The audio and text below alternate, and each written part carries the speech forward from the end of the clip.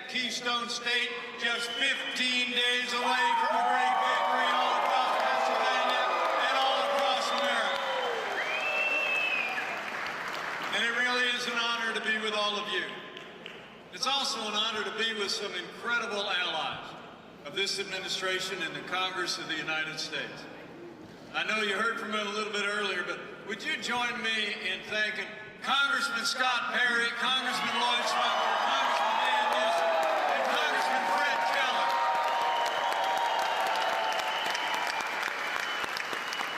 These are great heroes who've been with us every step of the way.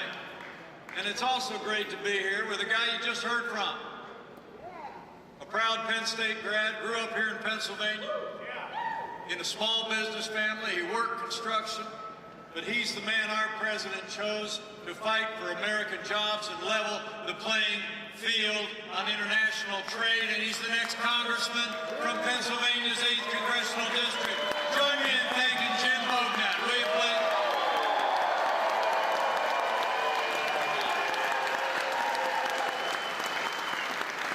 Really great to be here with some great friends of ours. But speaking of friends of mine, this might be the first time that I've ever had to follow President Trump at a rally. How great was that in Arizona? And he's going to be here in Erie tomorrow. We're traveling all over the country for one reason and one reason only. And that's that Pennsylvania and America need 4 more years of President Donald Trump in the White House.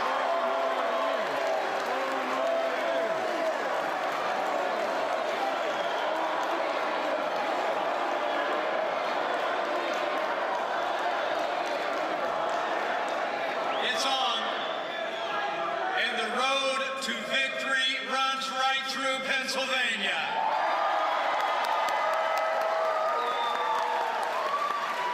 It's true, and I'm really grateful you all are out today. The President and I are traveling constantly. He was in Nevada yesterday, Carson City. I've been traveling a fair amount myself. Was in Maine earlier today. About 10 days ago, I was in Salt Lake City, Utah. We had a little debate with Kamala Harris.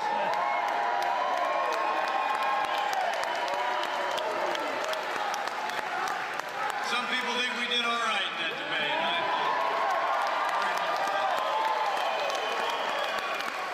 And I can't wait till President Trump takes the stage in the next presidential debate this Thursday. Get ready. But I'll tell you, it's a privilege for me to be out in every setting talking about this record. I mean, think about it. 4 years ago, a movement was born. A movement of everyday Americans from every walk of life. And the progress that we've made has truly been incredible. When we took office in 2016, we'd seen years of reckless cutbacks that had hollowed out our military strength. Terrorism was on the rise. We were living through the slowest economic recovery since the Great Depression. And our most cherished values were under continual assault out of Washington, D.C. But in 3 short years, we rebuilt our military. We revived the American economy with less taxes, less regulation. We unleashed American energy, supported our border patrols, law enforcement, life, liberty, and the Constitution of the United States.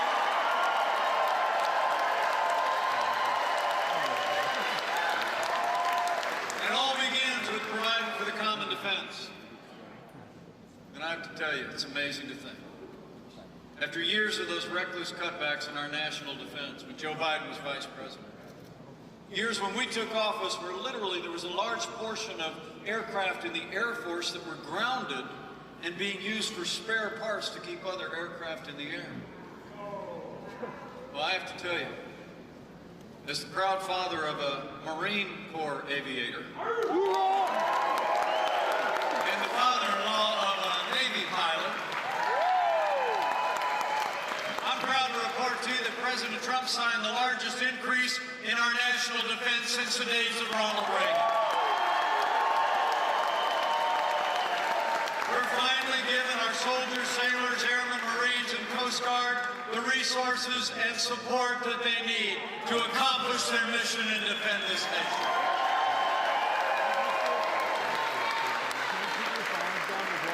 And with that renewed American strength, we've taken the fight to radical Islamic terrorists on our terms, on their soil. Last year, at the direction of our Commander-in-Chief, America's forces took the last inch of territory under the black flag of ISIS and took down their leader without one American casualty.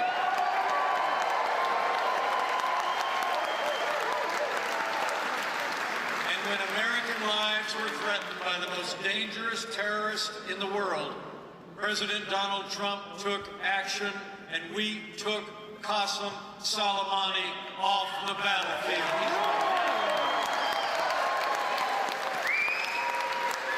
But we haven't just stood up to our enemies, we stood with our allies. It was President Donald Trump who kept a promise that 4 previous presidents has made when he moved the American embassy to Jerusalem, the capital of the state of Israel. So we stood with our allies, stood up to our enemies. And in our first 3 years, after an administration that tried to borrow and spend and bail and tax our way back to a growing economy, under President Trump's leadership with these great allies in the Congress, we created the greatest economy in the history of America.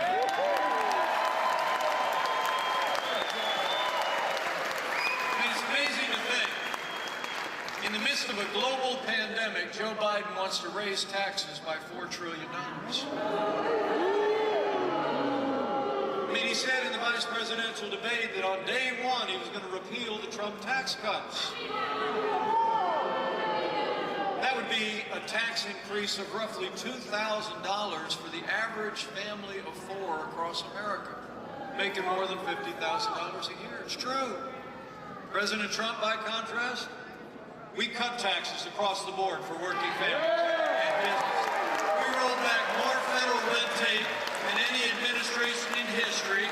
We fought for free and fair trade, unleashed American energy, and American businesses created 7 million good-paying jobs, including 200,000 jobs right here in the Keystone State.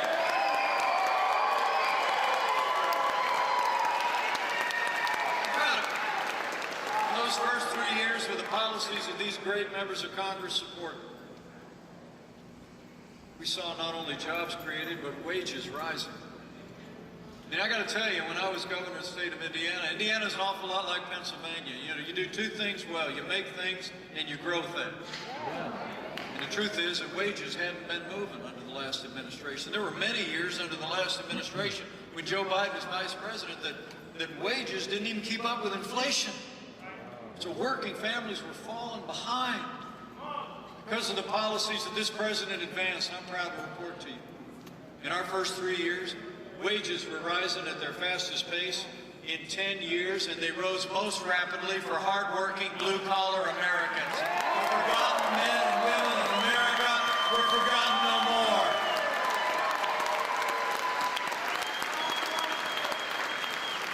It wasn't just about our economy. On health care, you all remember the disaster of Obamacare, right?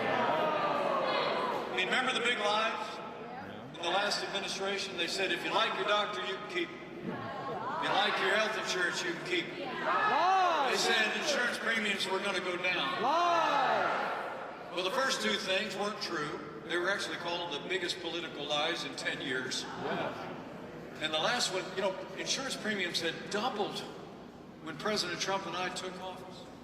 And Joe Biden's got a plan to add what he calls a public option to Obamacare that would set us on an inevitable path to socialized medicine. Now, President Trump, we've been fighting every day to lower the cost of health insurance without growing the size of government, using the power of the free marketplace We lowered the cost of prescription drugs, and under President Donald Trump, America will never be a socialist country.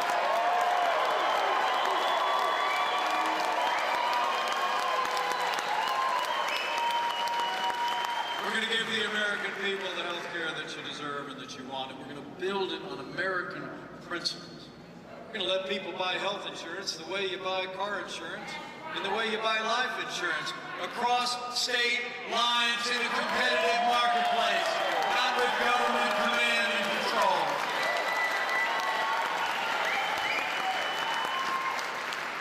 And I'll tell you what, when it comes to jobs and trade, when we took office, half of the international trade deficit of the United States was communist China. We were losing $500 billion a year in our trading relationship with China. It's true. Joe Biden, he's been a cheerleader for communist China all along the way. In fact, Joe Biden actually said that the rise of China was a positive thing. And he went on to try and dismiss the idea that China was even a competitor of the United States. And closer to home, as we saw factories close all across the heartland in the 25 years since NAFTA, Joe Biden never lifted a finger to reform NAFTA. You know, the truth is, when Joe Biden was vice president, America actually lost 200,000 manufacturing jobs. And remember when the last president was asked about it, he said those manufacturing jobs were never coming back. He said, and I quote, "What magic wand do you have?" Oh, we didn't need a magic wand. We just needed President Donald Trump in the White House.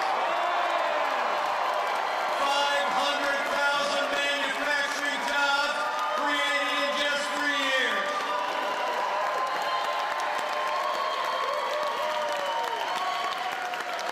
Because this president told China the era of economic surrender is over. He stood strong, imposed tariffs, and we're going to keep standing strong until China opens their markets to what we make and what we grow on a level playing field.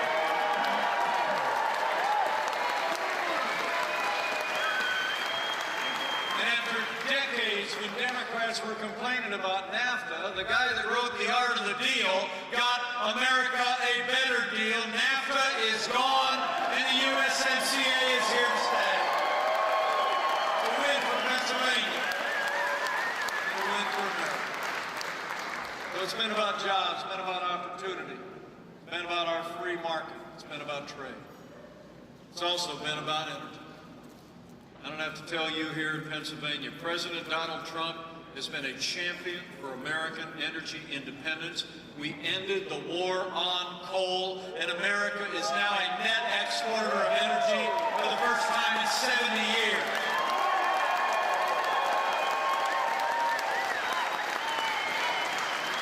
But that's all on the ballot this year, everybody. Pennsylvania is an energy-rich state.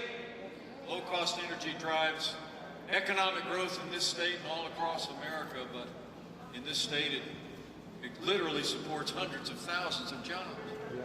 Y'all deserve to know Joe Biden and the radical left want to crush American energy under a $2 trillion version of the Green New Deal. I mean, their Green New Deal would literally raise the cost of electricity for every household and every business in Pennsylvania. And Joe Biden and Kamala Harris want to abolish fossil fuels, end fracking, and destroy hundreds of thousands of jobs here in Pennsylvania. Now, I know they're saying different now, right? I mean, Joe Biden goes to Pittsburgh a little while back, tried to convince people across this state that he's not for banning fracking. Did you see it? I mean, he actually said our president was lying about his record. Even though Joe Biden and Kamala Harris have repeatedly promised to ban fracking. And you don't have to take my word for it. Theirs. Would there be any place for fossil fuels, including coal and fracking, in the Biden administration? No, we would work it out. We would make sure it's eliminated and no more subsidies for either one of those. I guarantee you. we're going to end fossil fuel. No new fracking, and gradually move away from fracking. And I think it's critically important on day one that we end any fossil fuel leases on public lands. What about, say, stopping fracking and stopping pipeline infrastructure and They want to do the same thing I want to do. They want to phase out fossil fuels, and we're going to phase out fossil fuels. There's no question I'm in favor of banning fracking.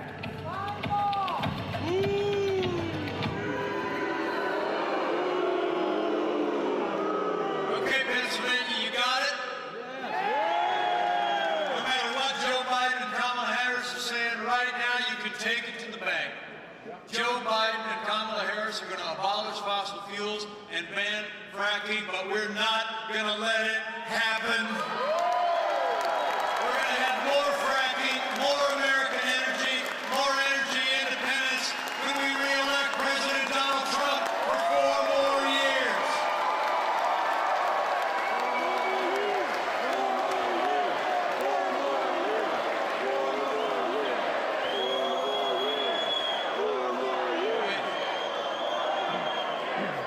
I got to tell you, I can't wait to see if he denies it again in the next presidential debate. Kind of reminds me of what Groucho Marx said. He said, who are you going to believe, me or your own eyes? Folks, President Trump said it well the other day. He said, honestly, when politicians say one thing, then another, the first thing they say is usually the closest thing to the truth. I just figured you all deserve to see it for yourself. I mean, we got a choice to make, men and women, all across the state and across the country. I mean, whether it be taxes, whether it be regulation, whether it be their health care reform, their plan to send us on a path to socialized medicine, whether it be their plan to abolish fossil fuels and ban fracking or go back to economic surrender, you got to ask yourself and ask your neighbors, who do you think can bring this economy all the way back?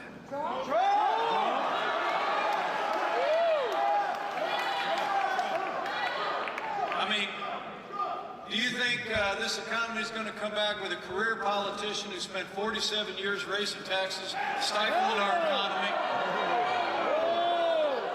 and engaging in economic surrender on trade? Or are we going to bring this economy back with a proven job creator who will cut taxes, roll back regulation, unleash all the power of the American economy and the American people? It's a choice between a Trump recovery and a Biden depression. So for our families, our jobs, and our future, we need 4 more years of President Donald Trump in the White House.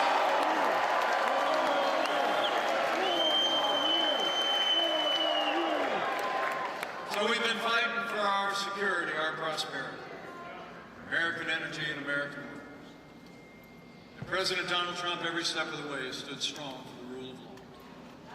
I'm proud to report to you, as I stand here today, this president has seen confirmed more than 230 conservative judges to our federal courts. And I can tell you firsthand, they are all men and women who will uphold all the God-given liberties enshrined in our Constitution, like the freedom of religion, the freedom of speech, and the Second Amendment right to keep and bear arms.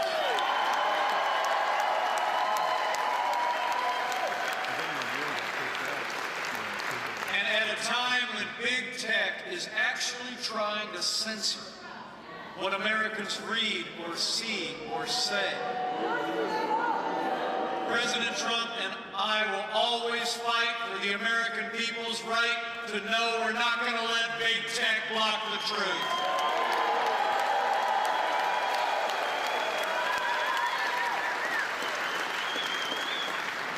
Now, last month we paused as a nation to honor the life and service of the late Ruth Bader Ginsburg, Justice in the Supreme Court. But when the memorials were over, President Trump fulfilled his constitutional duty.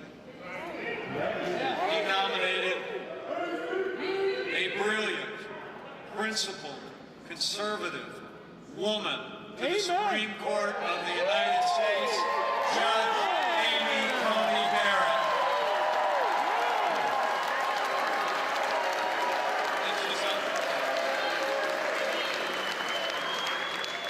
Did you see all the notes she brought up with her? I told her that was my favorite part of the hearing. Here you go. Nothing. thing of beauty. I think the world of Judge Barrett, and it's not just because she's from Indiana. I'll tell you what, these are serious times. She was an incredible choice for this president. It's one of the reasons why the president and I called on the Democrats this time to give Judge Barrett a respectful and dignified confirmation. Yeah. And we have reason to be concerned. You all remember a couple years ago when she was being confirmed in the Court of Appeals. The #1 Democrat on the Judiciary Committee actually criticized her Catholic faith. She said it was a concern because, in her words, she said, the dogma lives loudly within you. And Hollywood elites have already begun to criticize her faith. Well, I got news for the Democrats and their friends in Hollywood. That dogma lives loudly in me. That dogma lives loudly in you. And the right to live and work and worship according to the dictates of our faith lives loudly in the Constitution of the United States of America.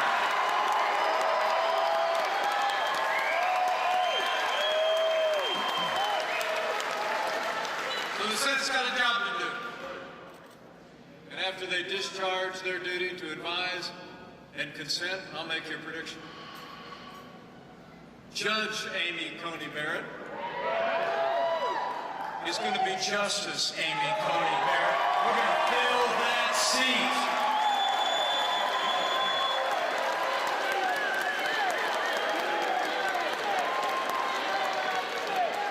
Now, speaking of the Supreme Court, people of Pennsylvania deserve to know, after 150 years with 9 seats on the Supreme Court,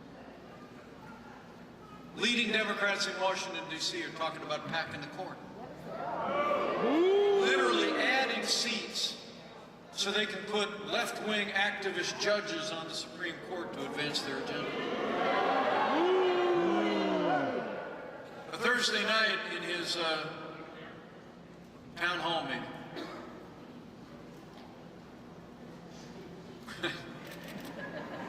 much of a town hall. I mean, did you see it? I mean, seriously, those weren't softballs, those were beach balls.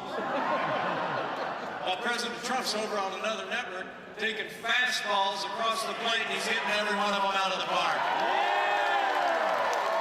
All right? Remember it? Well, anyway, Joe, in his TV town hall meeting the other night, was asked straight up about court packing, and he said, quote, I'm open to considering it.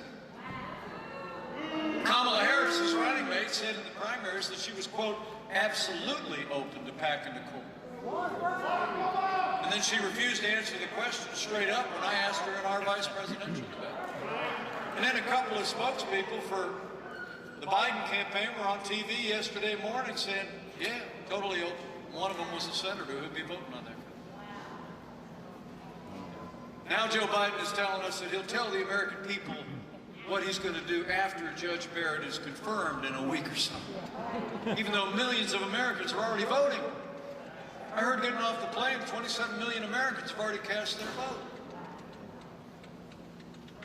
So come on, man. The American people deserve a straight answer.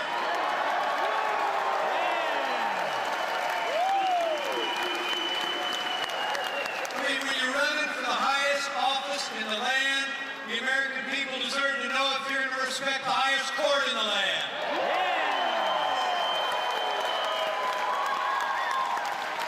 That's right. You know, I mean, we all know what's going on here, don't we? I mean, we were born in the morning, but not yesterday morning. I mean, Joe Biden and Kamala Harris are going to pack the court with liberal activist judges if they win this election. But we're not going to let it happen. We're going to re-elect President Donald Trump for 4 more years. We're going to protect the Constitution and an independent judiciary for generations to come.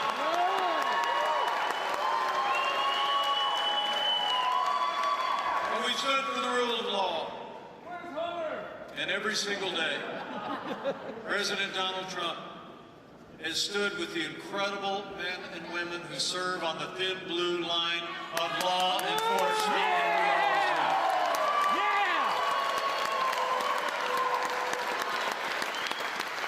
And that includes the courageous men and women of Customs and Border Protection and ICE.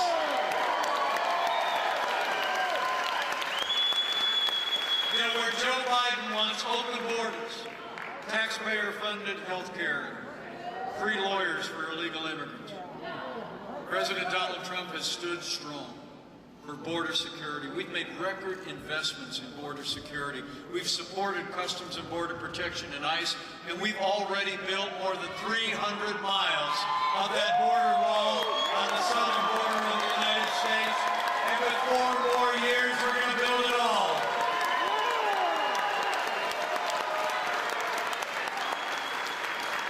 It's been about standing with those who wear the uniform. And I have to tell you, when I was a little boy growing up in a small town in southern Indiana, we'd load up the station wagon and go up to my grandparents' home in Chicago.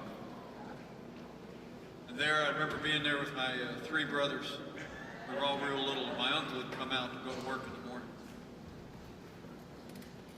He'd be wearing that blue uniform, badge on his shirt, sidearm at his side. He's a member of the Chicago Police Department for 25 years. You know, all of my heroes wear uniforms.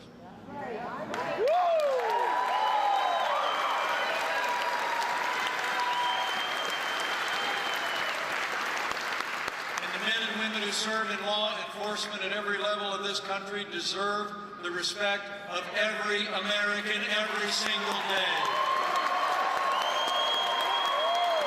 Let's hear it for all the law enforcement officers who are with us here today.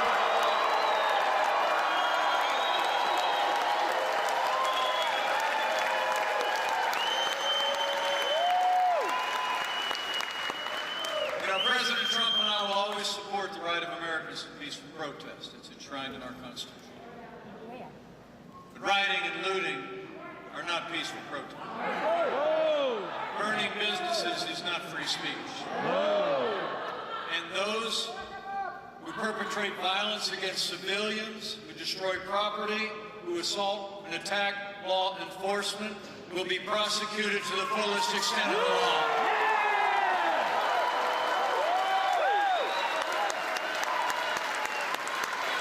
Now, for months, all Joe Biden talked about was peaceful protests, remember? All summer long, as Americans in major cities, here in Pennsylvania and all across America, literally watched their businesses and their communities burn. Truth is, Joe Biden had doubled down on the policies that have led to violence in America's cities. When you withdraw support from those who protect and serve, you only embolden those who would do harm to our families and our community. Now, Joe Biden justifies it all by saying, in his words, that America is systemically racist. And he says he and his running mate believe that police officers in this country have a, quote, implicit bias against minorities. And when he was asked if he'd support cutting funding for law enforcement, Joe Biden replied, yes, absolutely. His running mate said that we needed to reimagine policing in America, and she applauded the mayor of Los Angeles when he cut $150 million out of the LAPD. Let me make you a promise. Under President Donald Trump, we're going to back the blue. We're not going to defund the police, not now, not ever.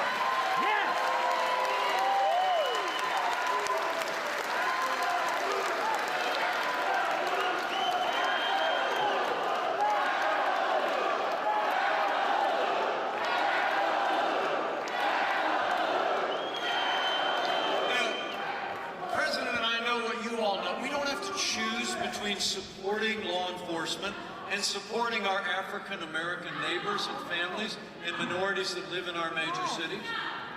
We've done both for the last 3.5 years, and we're going to keep doing both for 4 more years. Think about it. Under President Trump, we funded 4,000 new police officers through the COPS program. When violence broke out in our major cities, we deployed Operation Legend, named after a 4-year-old boy that had been killed in his own bed in violence in his city. And at the same time, I couldn't be more proud to be vice president to a president who saw the lowest unemployment rate ever recorded for African Americans, the highest funding ever for historically black colleges and universities. We supported educational choice for all of our families, criminal justice, reform, and opportunity zones. Men and women, with 4 more years, we're going to keep supporting law enforcement and keep supporting education, jobs, opportunities, and public safety for our African American neighbors and all of our neighbors. We're going to have law and order in every city, in every state, in this nation, for every American of every race and creed.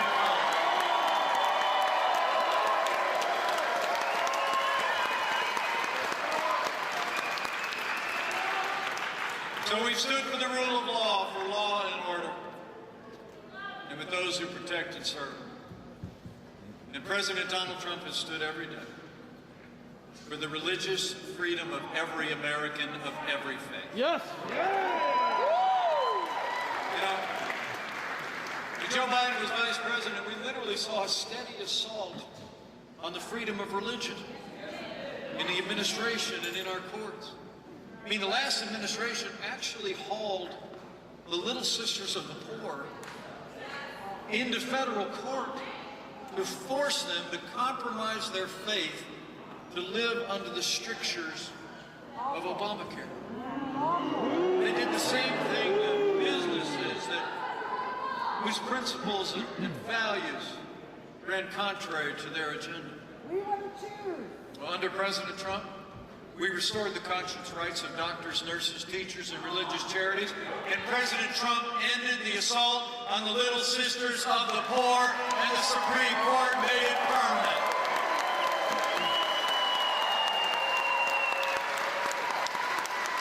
But you all deserve to know, after the Supreme Court agreed with us, the Little Sisters of the Poor ought to be able to live out their faith. Joe Biden actually said that he's elected president, he's going to haul them back in court again. I promise you, 4 more years of President Donald Trump, you will have a president who's the greatest champion of people of faith this nation has ever known.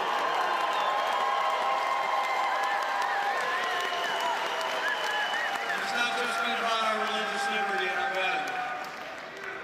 I have to tell you, I couldn't be more proud to be vice president to a president who stands without apology for the sanctity of human life.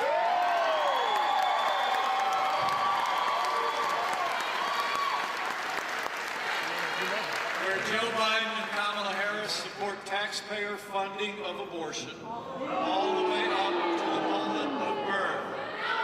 President Donald Trump is the most pro-life president in American history.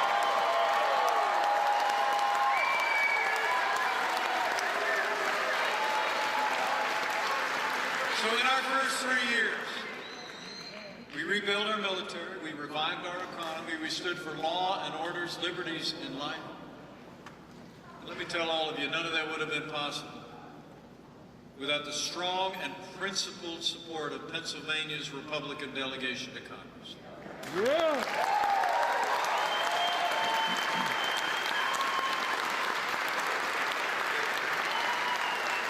That's why, right after you vote to re-elect President Donald Trump for 4 more years, we need Pennsylvania to send Congressman Scott Perry, Congressman Lloyd Smucker, Congressman Fred Keller, Congressman Dan Newsom, and Jim Boatnet to a new Republican majority that retires Nancy Pelosi once and for all.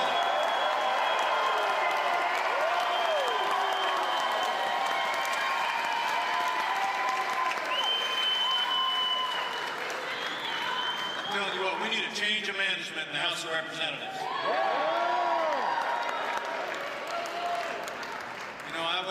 when you look at all that we accomplished in those first 3 years, working shoulder to shoulder with these great allies. There's only one way you can describe it. Under President Trump's leadership, in just 3 short years, we made America great again.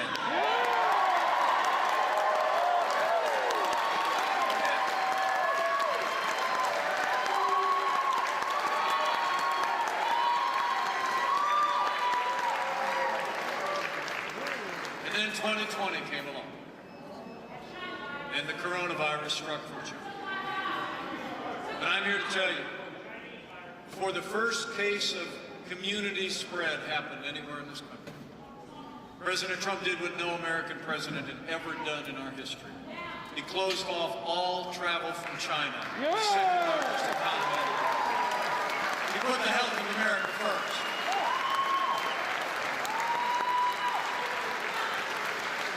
Now, Pennsylvania, you should know, Joe Biden criticized the president's decision to shut off all travel from China.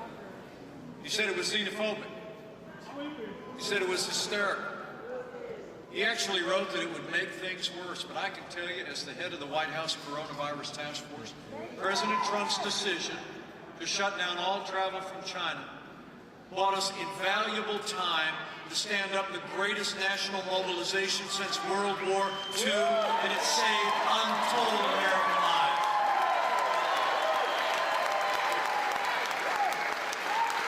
We reinvented testing.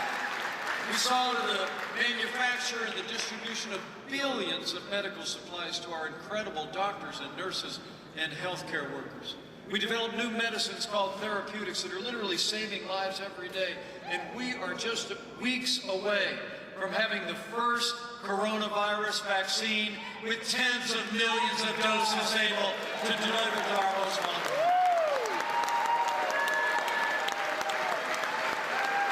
In less than a year, because of the compassion and care that Americans have shown one another, because of the incredible contributions of our doctors and nurses and first responders, because of the seamless partnership we've forged with state health officials all across the country, and because of this president's leadership, seeing our way through this pandemic. And every day we're one day closer to putting the coronavirus in the past. And I promise you, in the days ahead, we're going to keep making sure those doctors and nurses have all the supplies they need to give any American struggling with the coronavirus the care that we would want a family member of ours to have. We're going to keep protecting the vulnerable. We're going to keep saving lives, and we're going to open up America again.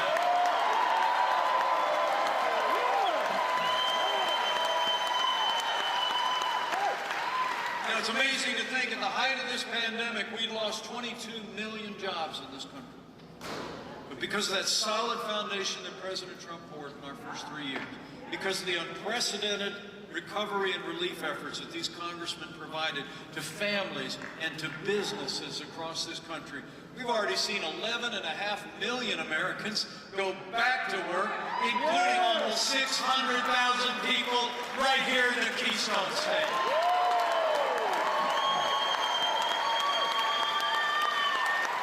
We're opening up America again, and we are opening up America's schools.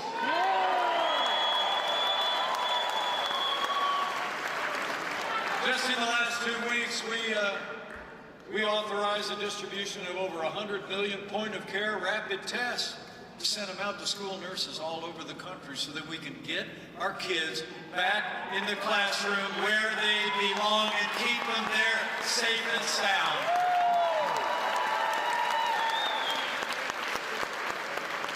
It's not just getting them back in the classroom. Thanks to President Donald Trump, Big Ten football is back too. Come this Saturday, the Nittany Lions will be back on the gridiron. How great is that? Well, we made great progress, men and women, and we're going to keep fighting our way through this year.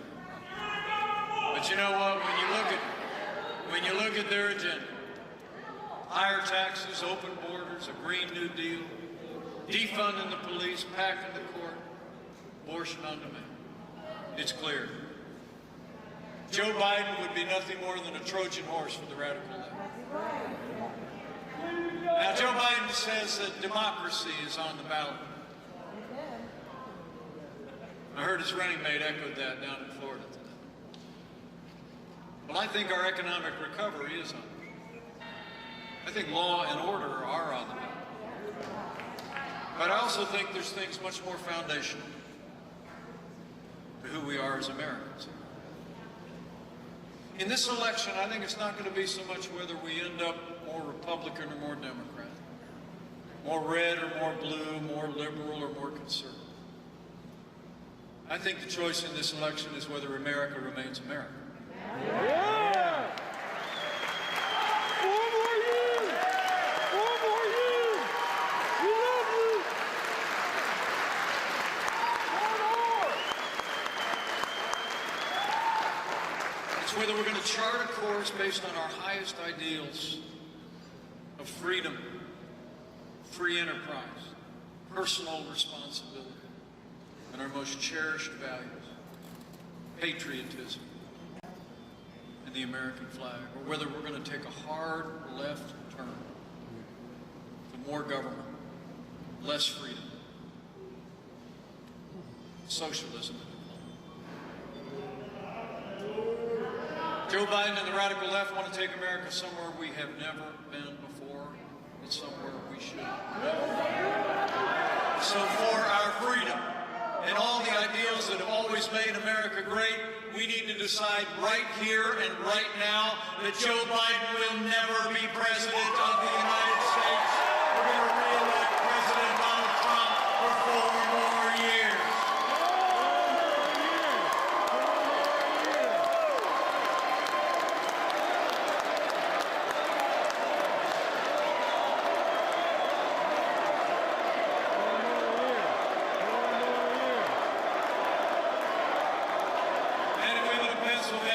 Served alongside this president for the last 4 years.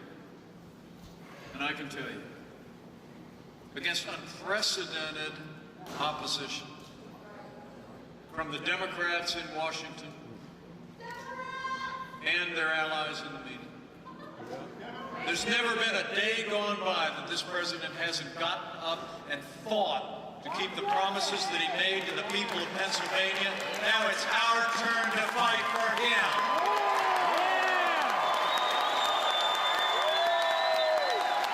It's on. 15 days. So I got a couple things I want to ask you to do, okay? First, I need you to vote, Pennsylvania. Vote for 4 more years of President Donald Trump in the White House. Now, I just heard on the plane on the way here, today is the last day to register to vote in Pennsylvania. So if you're not signed up yet, get it done today. And if you're already registered, I'm also told that you can go request an absentee ballot until October 27th. And if you're next door in Dauphin County, I checked, you can actually drop off your absentee ballot or your voting registration at 295 State Drive, Elizabethville. They're open 8 to 4:30. Go get it done. And remember, friends don't let friends vote alone. Bring a family member, bring a co-worker, bring a neighbor, and vote to re-elect President Donald Trump.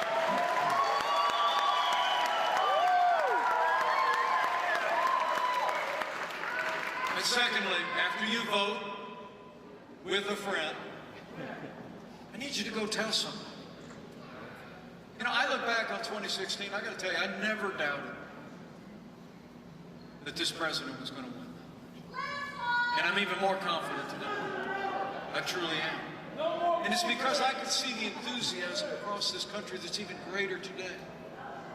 And it's that the American people were talking to one another, talking about what we could do for this country, how we could be strong again and prosperous again. So I encourage you, I mean, Tell people I was over in New Cumberland. I ran into Mike at the airport. And he got up there and he talked for the better part of an hour just about the top lines of everything we got done and all we're going to be able to do with 4 more years. He laid out the choice in this election. You go tell your neighbors and friends that we're going to win this election in Pennsylvania and all across the country.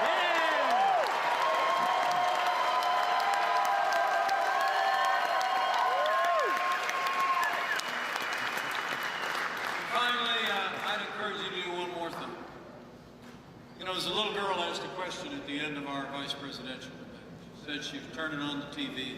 It seemed like people were more divided in this country than any time before. But you know, as I've traveled all across America the last 4 years, I'm actually more convinced than ever that there's always be more that unites us in these United States than could ever divide us. And chief among those things is faith. God bless America!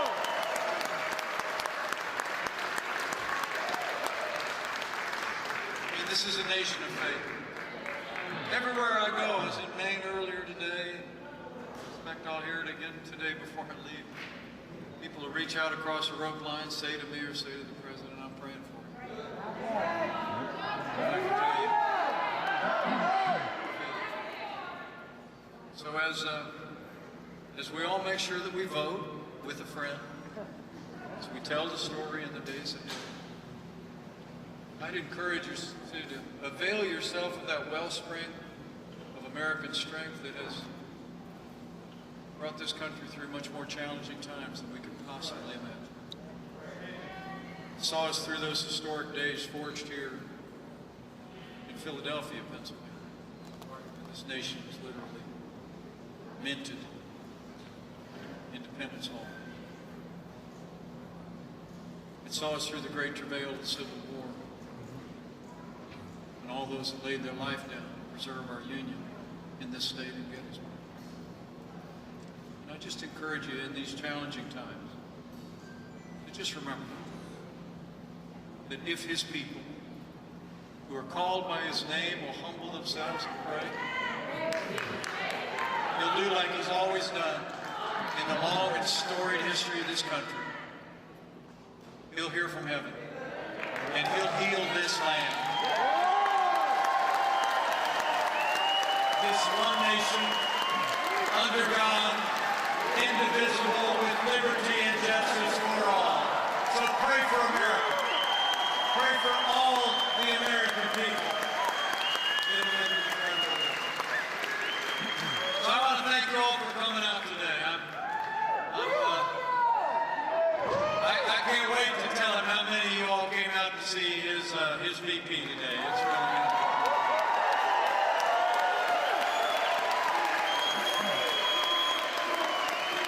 And while we're at it, can I just say to the people of Pennsylvania, just thank you for the honor of being your vice president. It's been the greatest honor of my life. But I want to be your vice president for 4 more years.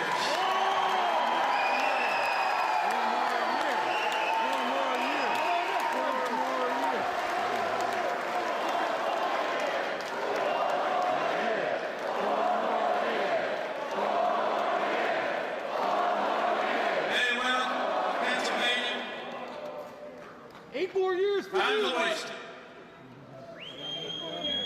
We got votes to cast and we got people to talk to, so I'm gonna jump back on that airplane. Pence 2024! Head back to Washington, D.C. I just want to tell you, I leave here today with renewed confidence. 8 more years for If you. all of us do all that we need to do over the next 15 days, if we work like it all depended on us, then we pray, as we remember on whom it all depends, that with your continued support every day between now and November 3rd, we're going to have a great victory. Because